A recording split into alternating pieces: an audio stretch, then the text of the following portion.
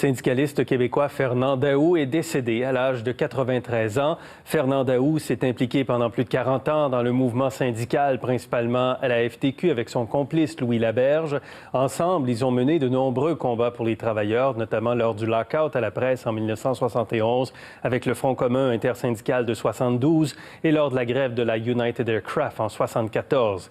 Avec nous ce soir, André Leclerc, biographe de Fernand Daoust. Bonsoir, M. Leclerc. Bonsoir. Biographe de Fernand Daoust. Deux tomes à cette biographie que vous avez écrit dans les dernières années. Ça fait à peu près 700 pages.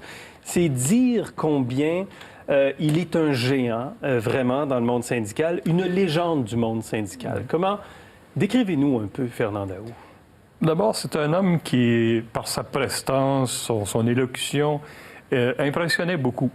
Et plusieurs croyaient qu'il était d'origine plus ou moins bourgeoise, qu'il avait étudié, qu'il fait des grandes études. En fait, il avait été élevé, il est né dans le faubourg à Amlas. Ouais. Et il avait été élevé par une mère célibataire, une mère monoparentale, une famille monoparentale. Sa mère était couturière, elle travaillait dans l'industrie du vêtement. Elle a eu des pensionnaires pour arriver à élever ses enfants. Et lui, à force de bras, parce qu'il aimait les études, il payait ses études, puis il a réussi à aller à l'université en relations industrielles.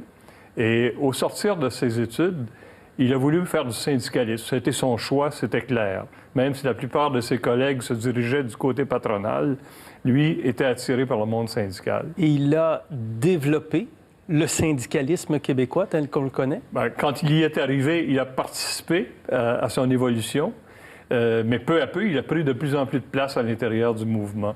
Il a commencé sa carrière syndicale en 1950, mais dès les années 54-55, il était déjà secrétaire du Conseil du travail de Montréal, qui regroupait tous les syndicats nord-américains, internationaux de la région de Montréal. Et il a participé aussi à la fusion entre les grands syndicats de métiers et les syndicats industriels. Et il était là lors de la création de la FTQ, la Fédération des travailleurs et travailleuses du Québec. Et quand on regarde l'histoire de la FTQ, on pense à Louis Laberge, on pense à Fernand Daoust. Cette histoire-là s'est écrite avec Louis Laberge, avec Fernand Daoust. Ils ont été des complices improbables au départ. Improbables parce qu'ils étaient même concurrents. Ben oui. Et ils ont été candidats au moment de la mort du premier président de la FTQ, Roger Provost. Ils ont été tous les deux candidats à sa succession. Et c'est un conseil général qui a dû trancher pour l'intérim jusqu'au congrès suivant. Et Louis Laberge a remporté la mise par une voix. Ah oui. Et donc, Fernand représentait un peu l'aile plus progressiste, plus nationaliste aussi des syndicats, alors que Laberge était vu un peu comme le représentant de l'aile plus conservatrice. Mais ils se sont retrouvés ensemble à la direction de la FTQ à partir du moment où Fernand est devenu secrétaire général. Et à partir de 1969, ils ont formé un tandem très, très solidaire. Laberge a évolué beaucoup. Il a rejoint beaucoup des positions de Fernand Daoust, par exemple sur la question nationale, sur la question du français. Et Fernand, d'ailleurs, a été le grand instigateur de toutes les batailles sur le français langue de travail au Québec. C'est lui, vraiment, avec d'autres, bien sûr, qui a fait en sorte que le français prenne sa place dans le monde du travail? Oui. Et au moment où il a été nommé, il a été élu secrétaire général de la FTQ en 1969, au même congrès, a été débattu pour la première fois une politique de la langue.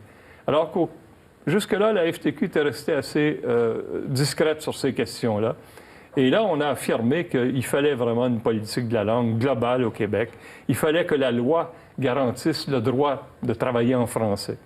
Et ça, Fernand le défendait depuis longtemps, mais Louis l'a rejoint là-dessus.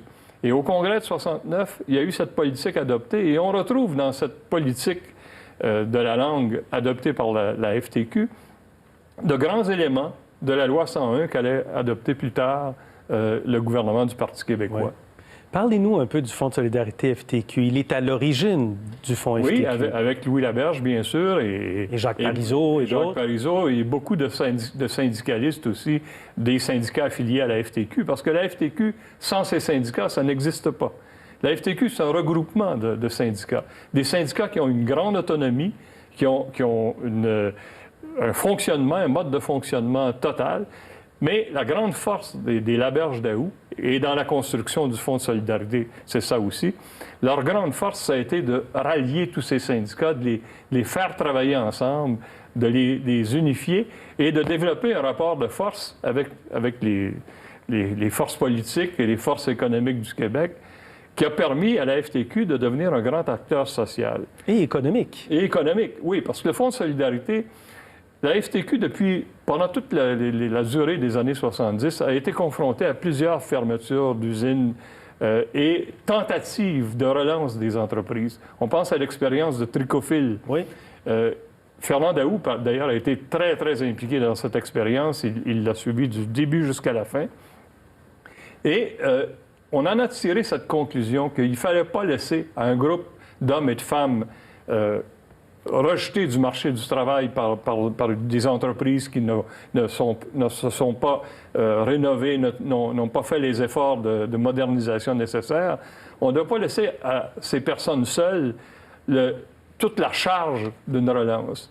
Et c'est pourquoi il fallait se donner des moyens financiers. Et c'est là qu'est né, en s'inspirant d'expériences scandinaves, en s'inspirant d'un projet de société social-démocrate, cette idée d'un fonds de solidarité, un fonds d'investissement. Ouais. Monsieur Leclerc, vous êtes passionnant. Ça, on pourrait parler très longtemps, mais la suite est dans ces livres pour les gens qui veulent en savoir davantage sur ce grand homme du Québec, Fernand Daou. Merci beaucoup. Merci beaucoup. Merci bien. Au revoir.